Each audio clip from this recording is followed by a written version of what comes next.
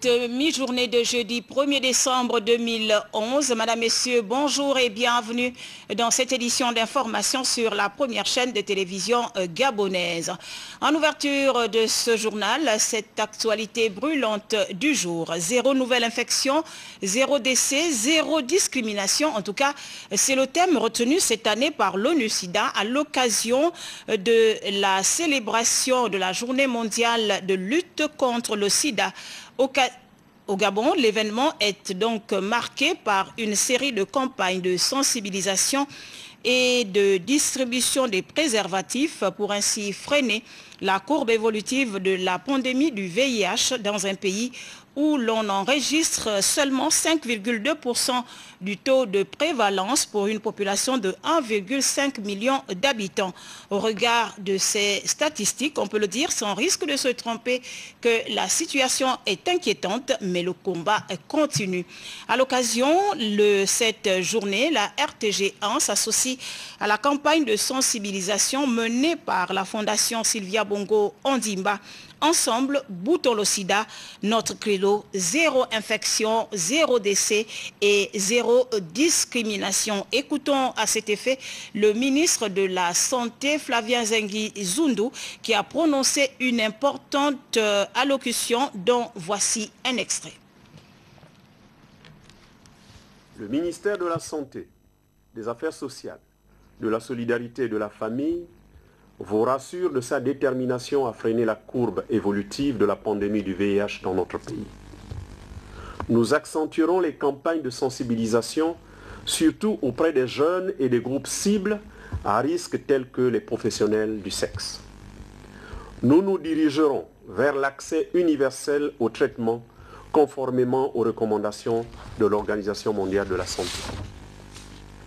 Nous poursuivrons progressivement la mise en place de la stratégie de marketing social du préservatif dans toutes les provinces du Gabon. Avec le ministère de l'Éducation nationale, nous développerons un vaste programme de prévention du VIH-Sida dans les établissements scolaires.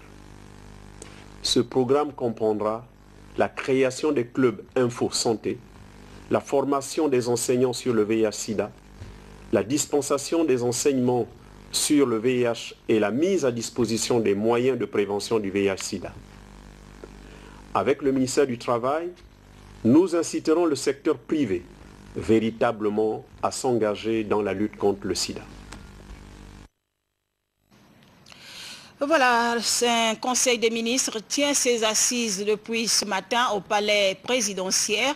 Le tour de table est présidé comme à l'accoutumée par le chef de l'État, Excellence Ali Bongo Ondimba.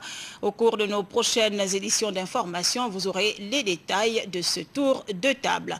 Toujours du côté de la présidence de la République, cette actualité, les populations reposent désormais leurs espoirs en l'avenir en confiance, programme cher au numéro 1 gabonais.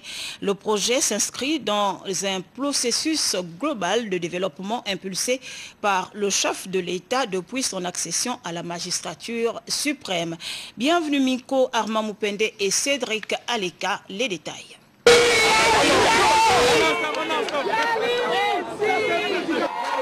L'image date du mois d'août 2009, à l'aube du processus électoral exceptionnel.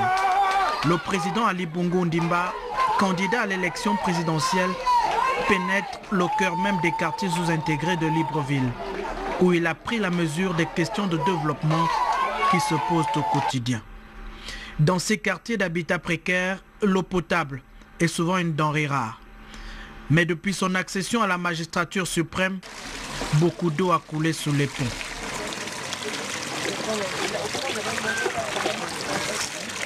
La capitale depuis a bénéficié de plus de 3000 mètres de linéaire de canalisation. Dans le département, plusieurs projets d'hydraulique villageoise sont en cours. À Kingele, comme partout à travers le pays, le numéro 1 de la République s'attelle donc à régler la question de cette denrée vitale. Les infrastructures énergétiques sont et doivent être à la base de notre développement. L'énergie et l'eau constituent des ressources vitales et des supports essentiels pour la vie et le fonctionnement des structures économiques et sociales. Le lancement des travaux d'aménagement du réseau d'eau et d'électricité à Dienga, mais aussi la construction d'une station de traitement d'eau, du château et du réseau de distribution d'eau à Pana s'inscrivent dans un processus global d'aménagement du territoire. Par conséquent, je souhaite que les missions de planification du développement et de concertation soient restaurées et consolidées.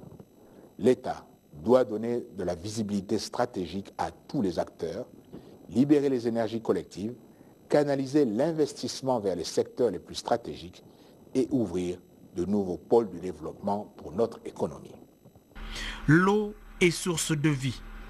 La mission assignée au département de l'énergie et des ressources hydrauliques est immense. L'accès de tous à l'eau potable. L'objectif, à terme, devrait permettre d'impulser de façon exponentielle la croissance économique et le développement pour un quotidien encore meilleur dans les foyers de la République gabonaise. Et puis, audience hier au palais de la présidence de la République, le chef de l'État a reçu le réalisateur de cinéma Luc Jacquet, venu lui présenter son projet de film sur la forêt gabonaise. Retrouvons encore une fois Bienvenue Miko de la presse présidentielle. En repérage dans notre pays pour son prochain film sur la forêt gabonaise, le cinéaste et réalisateur français tenait à présenter son projet au chef de l'État. Nous avons eu la chance d'être accueillis par le chef de l'État, nous lui avons présenté le projet. Nous avons senti un soutien très très fort de votre chef de l'État sur ce projet. L'idée c'est de raconter de manière extrêmement positive, d'expliquer, d'émerveiller le public du cinéma en Occident, mais j'espère beaucoup plus largement, sur ces questions des forêts. À travers son œuvre, le réalisateur, épris de nature, s'attelle donc à raconter la forêt équatoriale dans toute sa splendeur naturelle. Pourquoi la forêt du Gabon? Parce que vous avez la chance, je dis bien la chance, d'avoir une des plus belles forêts du monde, que vous avez des outils pour la conserver. Et je crois qu'en ce sens-là, c'est une forêt qui, moi, en tant qu'artiste, me donne extrêmement envie, qui, en tant que biologiste, me paraît tout simplement fabuleuse, puisqu'elle a encore des caractères tout à fait tout à fait protégés, intègres, j'allais dire. Le prochain film cinéma sur la forêt gabonaise devrait donc être l'œuvre d'un réalisateur de renom. J'ai fait un film sur l'Antarctique qui s'appelle La Marche de l'Empereur. On a eu la chance d'avoir un succès extraordinaire puisqu'on a rencontré un public de 25 millions de personnes dans le monde. On a eu l'Oscar du meilleur documentaire en 2006 aux États-Unis. J'ai fait ensuite un film qui s'appelle Le Renard et l'Enfant, qui a également été diffusé dans 50 pays. Et aujourd'hui, j'ai monté une fondation qui s'appelle Wine Touch, qui a pour vocation de mettre l'image et l'émotion au service de la conservation de la nature. Donc l'idée, c'est de se servir du cinéma pour montrer au plus grand nombre en quoi la nature est quelque chose de merveilleux et en quoi la nature est d'abord un capital commun. Couvert de forêts à plus de 85%, le Gabon est un pays riche de son patrimoine naturel. Des atouts indéniables dans la mise en œuvre du Gabon vert, l'un des principaux piliers de la politique de développement du chef de l'État. L'actualité du côté de la haute chambre du Parlement, cette plénière présidée par son président, Mme Rose-Francine Rogombe, a adopté une batterie de lois dont celle portant disposition commune à toutes les élections politiques. Le reportage est d'Hilarion Akumbu et Biwaou Mikala. L'activité intense qui a prévalu au Sénat a été riche en événements avec l'adoption de plusieurs textes de loi. Il s'agit entre autres du projet de loi portant ratification de l'ordonnance numéro 009 PR 2011 du 11 août 2011, modifiant, complétant et abrogeant certaines dispositions de la loi numéro 0796 du 12 mars 1996 portant dispositions communes à toutes les élections politiques.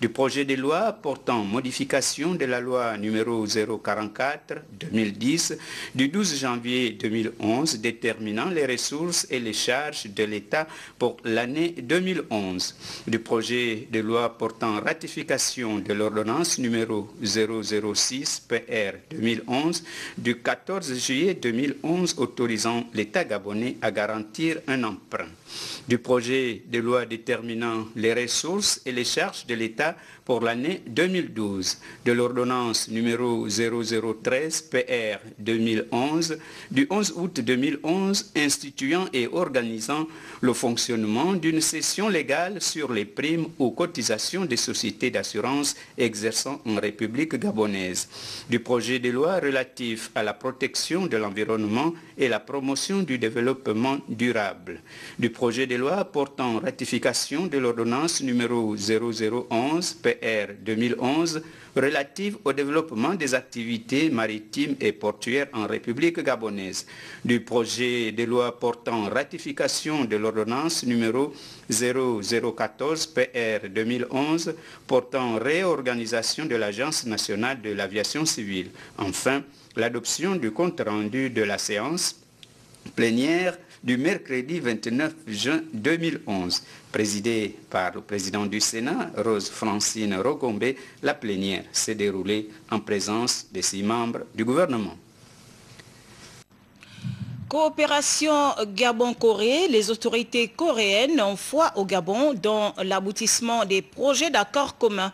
C'est ce qui ressort des échanges de vues hier aux affaires étrangères entre le ministre Paul Tungui et une délégation du gouvernement coréen venue à Libreville présenter le rapport relatif à la mise en œuvre d'un programme de partage de connaissances entre les deux États.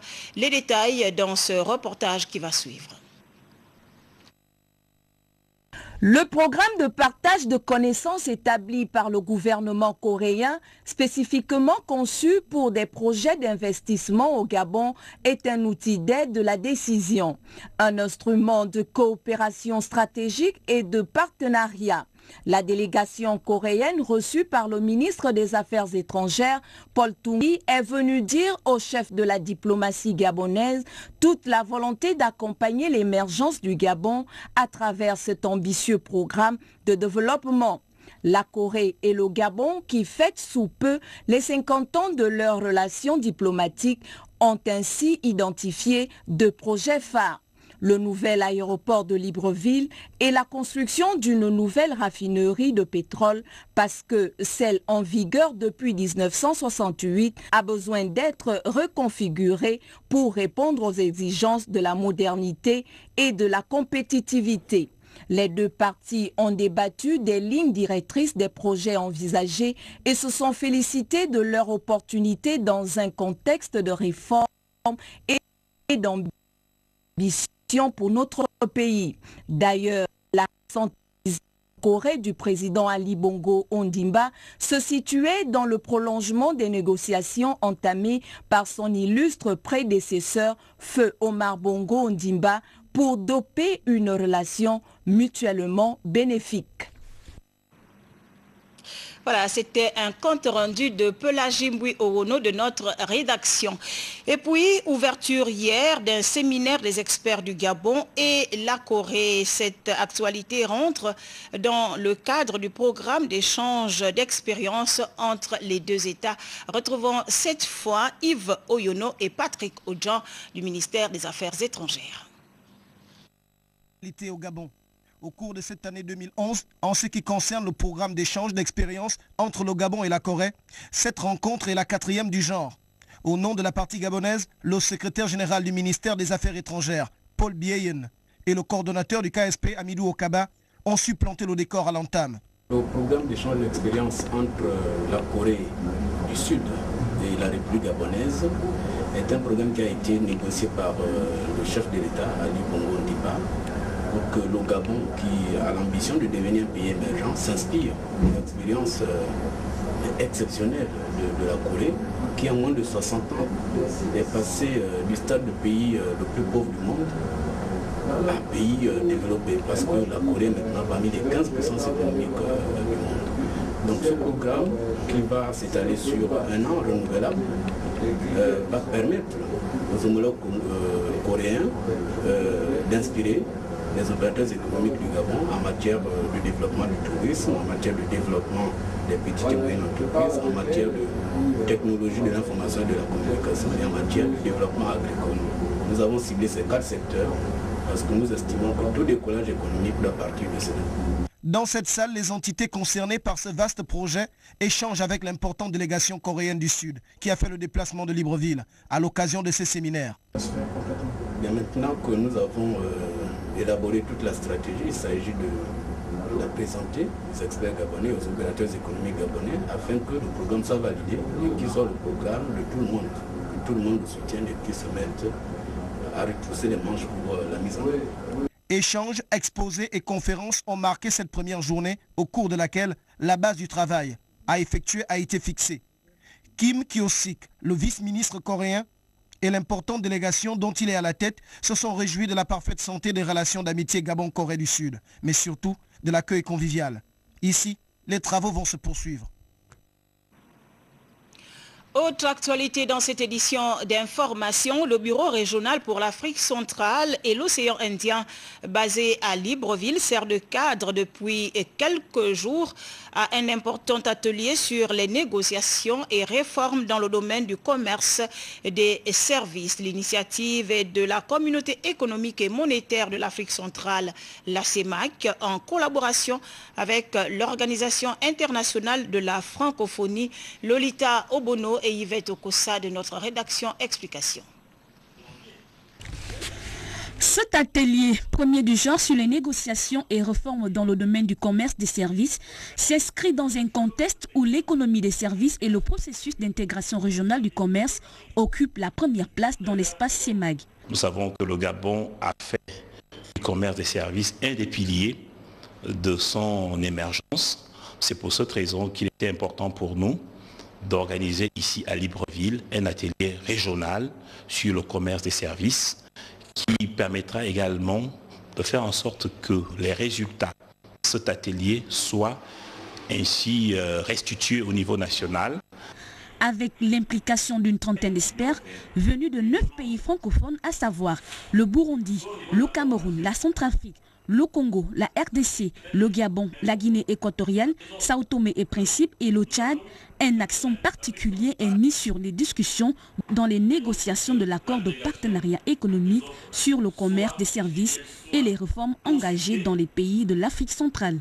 L'objectif étant de favoriser le développement du commerce en vue d'une croissance économique durable. Les négociations commerciales qui ont lieu aujourd'hui dans le cadre de l'Organisation mondiale du commerce et dans le cadre de l'accord de partenariat économique ne sont que des outils que chaque pays doit pouvoir utiliser pour atteindre ses objectifs de politique nationale. À l'instar des ateliers régionaux organisés par l'OIF dans le cadre du projet de renforcement de l'expertise des accords commerciaux, cette rencontre fait partie des activités de sensibilisation et de formation pour une meilleure politique commerciale. Plus que quelques mois pour voir s'achever les travaux du bâtiment devant abriter le futur institut technologique d'Ovendo. À cet effet, le ministre de l'enseignement subtechnique, Célestine Ba-Ogewa, a effectué le déplacement sur le site pour s'enquérir de l'effectivité des travaux. C'est ce qu'on va voir dans ce reportage de Cyril Bertrand Galeko. Les images sont de Victor Mundunga. Le projet de création de l'Institut technologique d'Ovendo se matérialise. Lancé le 20 octobre dernier par le ministre de l'Enseignement technique, Célestine Ba-Ogewa, accompagnée de son département ministériel, est venue s'imprégner de l'état d'avancement des travaux de l'édifice qui servira à former les étudiants en cycle BTS. Sur le site, ce sont les agents de l'entreprise Atrium Construction commis à la tâche qui sont à pied d'œuvre pour le réfectionnement de ce joyau architectural. C'est un bâtiment de R+2, rez-de-chaussée avec 2 étages. Sur chaque étage, on rénove 5 classes de cours, avec une classe, une salle pour les profs, avec des bureaux pour les profs aussi, avec des nouveaux bancs pour les étudiants. On va terminer cette phase vers la fin de ce mois-là. Deuxième étape du marathon, la visite de la plateforme qui abritera le locaux administratif situé à un jet de pierre du cadre d'études. Visiblement sur le chantier, l'évolution des travaux est normale. Le projet de création de l'Institut de technologie d'Ovendo rentre dans le plan d'urgence éducation-formation que le chef de l'État a instruit. Cet après-midi, je réalise que le chantier avance et que certainement, comme nous l'avons prévu, les cours pourront démarrer en janvier. Ce sont au total 15 salles de classe, 3 salles de professeurs et 9 bureaux qui seront bientôt à la disposition des futurs étudiants et enseignants de l'Institut technologique d'Ovendo. Enfin, le bout du rouleau pour les déflattés de la Poste qui, depuis plusieurs années, revendiquent leurs droits après de nombreuses démarches et les promesses faites récemment par le chef de l'État. L'espoir renaît par l'aboutissement de ce dossier qui n'a fait que trop durer, comme nous l'explique ici notre confrère de la deuxième chaîne de télévision, Félicia Bivugakumba. Une image devenue coutumière pour les téléspectateurs gabonais, des hommes et des femmes complètement abattus qui, depuis plusieurs années, revendiquent leurs droits. Plus surprenant encore, au-delà de leurs cris de détresse, de leur désarroi jeté à la face du monde et sur la place publique, les choses semblaient ne pas avancer. À force d'obstination et de persévérance, puisque l'espoir fait vivre, le dossier aurait enfin énormément avancé.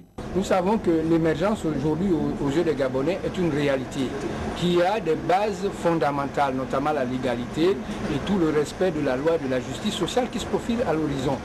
Donc il n'y a peut-être pas de note discordante, mais simplement techniquement l'aboutissement et le bouclage de ce dossier. Pour les déflattés de la Poste, un pays ne se construit pas avec une justice à plusieurs vitesses. Dans leur cas, assimilable à bien d'autres, leur dossier obéit à un parallélisme de forme qui ne serait que justice dans le strict respect de la loi. Le plan social comportait entre 20 et 30 mois.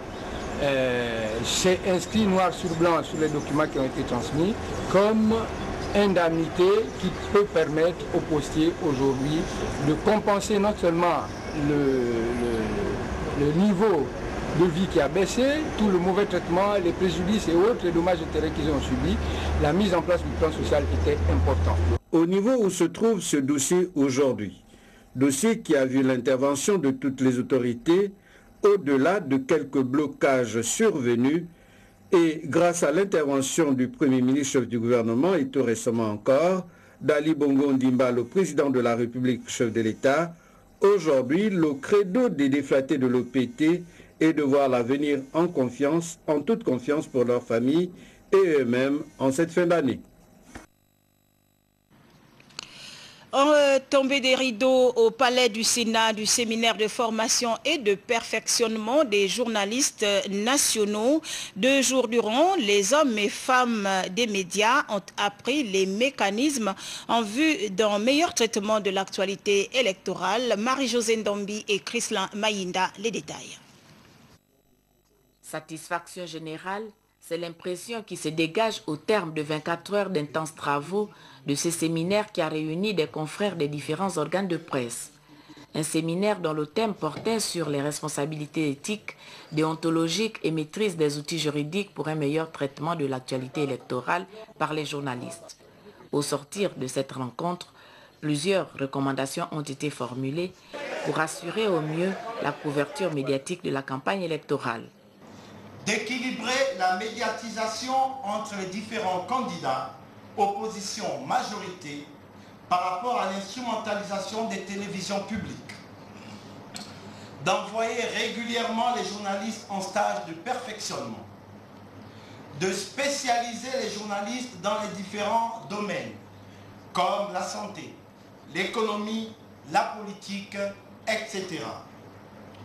Aux journalistes, de respecter l'éthique et la déontologie, de ne pas montrer son appartenance politique dans l'exercice de ses fonctions. Avant de procéder à la clôture des travaux, le président du Conseil national de la communication s'est dit satisfait des conclusions des présentes assises. Le rapport général des travaux de ce séminaire, qui vient d'être adopté tout à l'heure par acclamation, montre que les débats et les échanges auxquels le thème général du séminaire a donné lieu ont été les plus denses et les plus enrichissants. À la veille de la campagne électorale qui s'annonce, je vous exhorte donc en conclusion, afin que vous puissiez pleinement être fiers des efforts consentis par la nation à assumer le moment venu. Votre rôle, tout votre rôle, et rien que votre rôle de journaliste. Avec abnégation, avec honnêteté et surtout avec un professionnalisme à toute épreuve. Des certificats de participation ont été remis aux séminaristes qui se sont séparés dans l'espoir de se retrouver à la veille de la prochaine consultation électorale.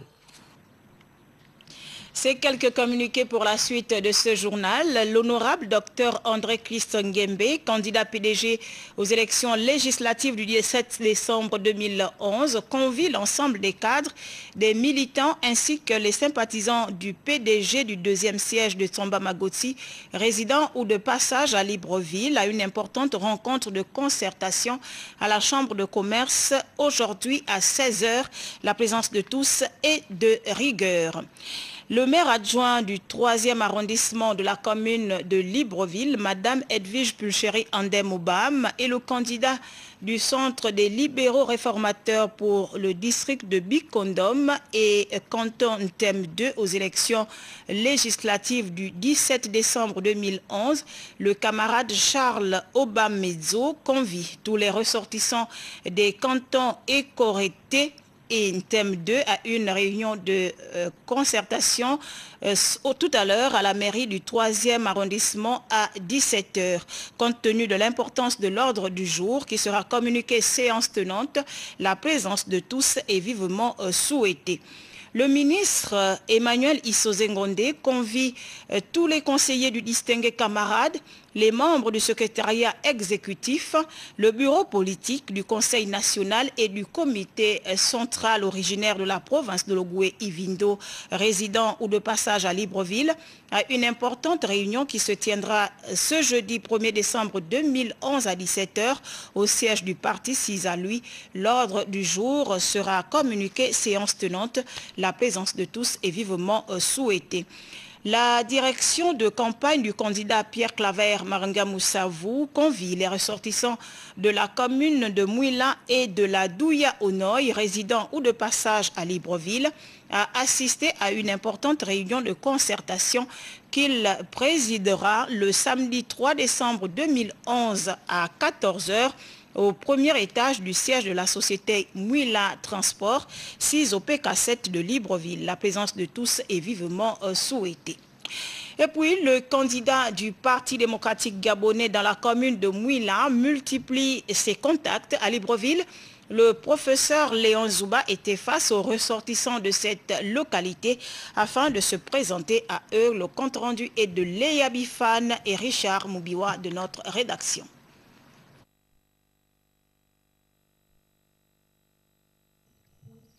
Mobilisés pour conquérir le siège de la commune de Mouila, les militants du Parti démocratique gabonais ont une fois de plus fait le plein de la salle des réunions d'Arambo. Autour du candidat investi par le PDG, le professeur Léon Zouba, le membre du bureau politique Jean-Norbert Diramba a expliqué le bien fondé du parti à gagner cette élection législative à Mouila. Nous avons donc choisi au PDG, le camarade Léon Zouba, pour défendre les couleurs lors de cette élection. Ce choix a été motivé par ses aptitudes personnelles, par son engagement et sa détermination à apporter un plus dans la construction de notre cité. Ceux qui sont passés ces derniers temps à Mouila observent des changements qui s'opèrent chaque jour. C'est pour cela que nous venons ici, vous, résidents à Libreville, mais électeurs de Mula, solliciter humblement vos suffrages. Tous unis pour convaincre les électeurs, le port étendard du PDG entend défendre valablement le choix porté sur lui. Nous avons la seule ambition, c'est de fait que ce siège revienne au distingué président, parce que ce sera sa victoire si jamais vous la gagnez. Ce siège revienne au PDG en majorité présidentielle pour que le chef de l'État, Ali Bongo Ondimba, puisse mener à point les actions qui nourrissent aujourd'hui, les actions qui s'échelonnent, les actions décrites dans son projet de société L'avenir en confiance. Le message est donc clair, il ne reste plus qu'à le traduire dans les urnes le 17 décembre prochain.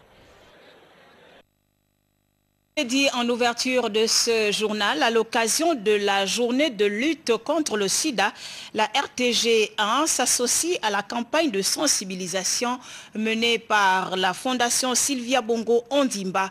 Ensemble, boutons le sida, notre credo, 0 infection, 0 décès et 0 discrimination.